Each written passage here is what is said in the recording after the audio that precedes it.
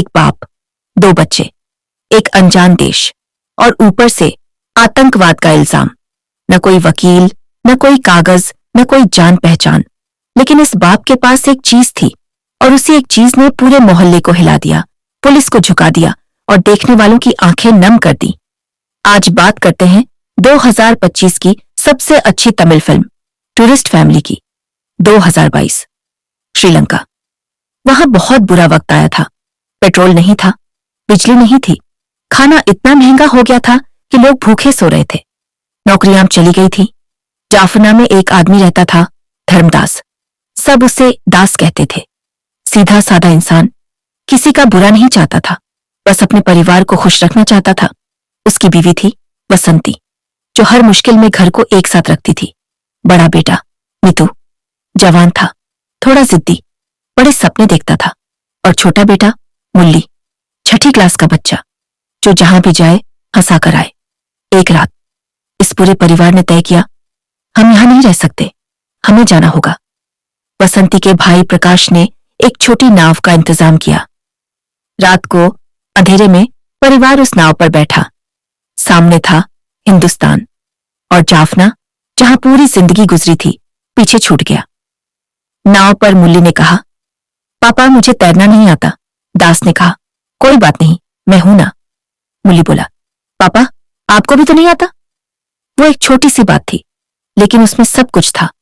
एक बाप जो अपना डर छुपा रहा था, एक मां जो आंसू पी रही थी, और दो बच्चे जिन्हें बस अपने पापा पर भरोसा था। रामेश्वरम का किनारा। नाव रुकी और तभी सामने आई पुलिस, इंस्पेक्टर भैरवन और उनके लोग। कागज नहीं, इजाजत नहीं, बिना परमिशन के देश में घुसे हो, पकड़ लिया। दास ने बहुत समझाने की कोशिश की। वसंती ने हाथ जोड़े, लेकिन पुलिस ने सुना नहीं। सबको पुलिस स्टेशन ले जाया जा रहा था। तभी मुल्ली ने अपने बैग से एक छोटा सा कुत्ते का बच्चा निकाला, जो उसे किनारे पर मिला था। सर, यह हमारा है, इसे मत छुड़ाइए। भैरवन रुका और तभी मुल्ली की नजर गई। भैरवन की बांह पर एक टैटू था, आकाश। मुल्ली को कहीं से पता था कि यह उनके गूंगे बेटे का नाम है। उस बच्चे ने वो नाम ऐसे लिया, इतनी सच्चाई से कि भैरवन की आंखें भर आईं और वो परिवार आजाद हो गया।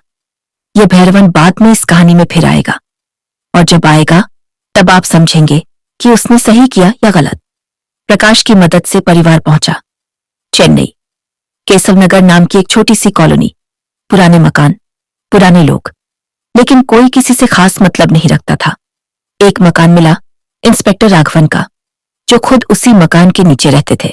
मतलब एक तरफ बिना कागजों के रह रहे हैं और ऊपर से मकान मालिक खुद पुलिस वाला। लेकिन एक और दिक्कत थी।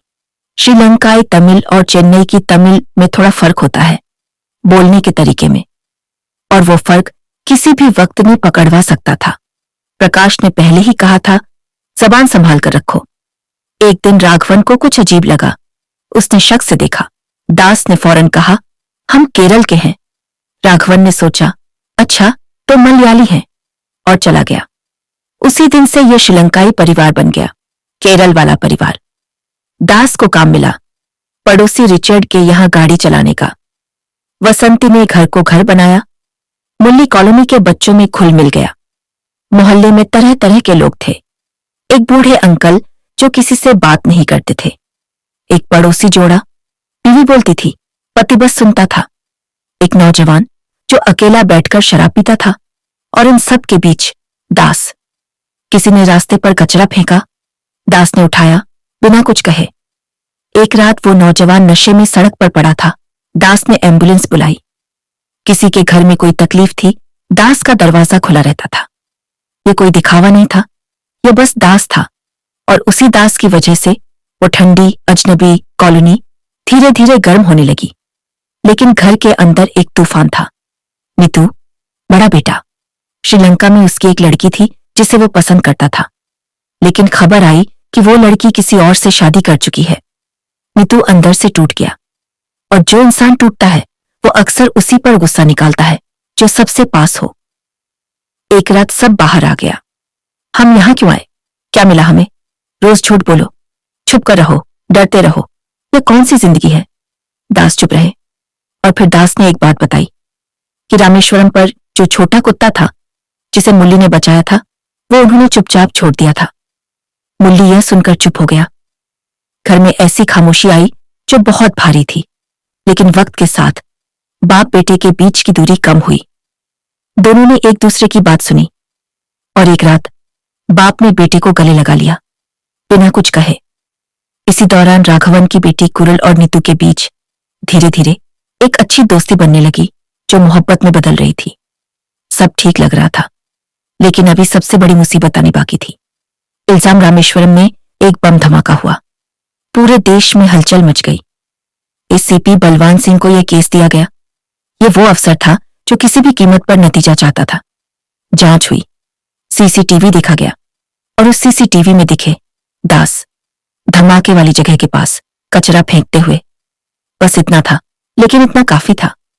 यह श्रीलंकाई है, बिना कागजों के रह रहा है, शक है इस पर।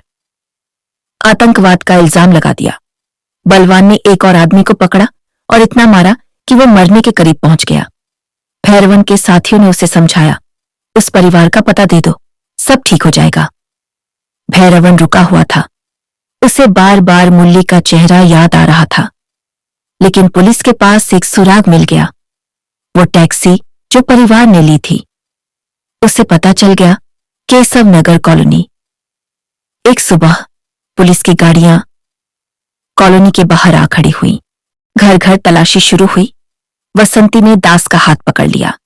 नीतू के हाथ भींच गए और मुल्ली जो हमेशा हंसता था आज डरा हुआ था। तभी एक दरवाजा खुला। वो बूढ़े अंकल जो कभी किसी से बात नहीं करते थे अपनी छड़ी लेकर बाहर निकले और दास के घर के सामने आकर खड़े हो गए। फिर वो पड़ोसी जोड़ा निकला, फिर वो नौजवान, फिर रिचर्ड, फिर कुरल। एक एक करके पूरी कॉलोनी दास के घर के सामने आ गई। पुलिस ने पूछा, ये परिवार कौन है? हर किसी ने एक ही जवाब दिया, ये हमारे अपने हैं। कोई उन्हें बाहरी नहीं कह रहा था, कोई उन्हें श्रीलंकाई नहीं कह रहा था। वो नौजवान जो रातों को अकेला पीता था, जिसकी मां को दास ने बचाया था, वो सबसे आगे था। उसने कहा, यह आदमी आतंकवादी नहीं है, ये वो इंसान है जिसने मुझे बचाया, जिसने मेरी मां को बचाया। ये मेरा पड़ोसी है। बलवान सिंह के पास कोई जवाब नहीं था। उसे खाली हाथ जाना पड़ा। बाद में दास ने भैरवन से पूछा, आपने हमें क्यों बचाया? भैरवन ने कहा, मैंने नहीं बचाया, इन सब ने बचाया। आपने जो अच्छाई बोई थी वो आज काम आई। याद है शुरुआत में मैंने पूछा था, उस बाप के पास क्या था? न कागज, न वकील, न कोई पहचान, बस अच्छाई। वो अच्छाई जो उसने हर रोज बांटी, बिना किसी हिसाब के, बिना किसी उम्मीद के। टूरिस्ट फैमिली ये सवाल पूछती है, घर क्या होता है? चार दीवारें या वो लोग जो आपके लिए खड़े हों?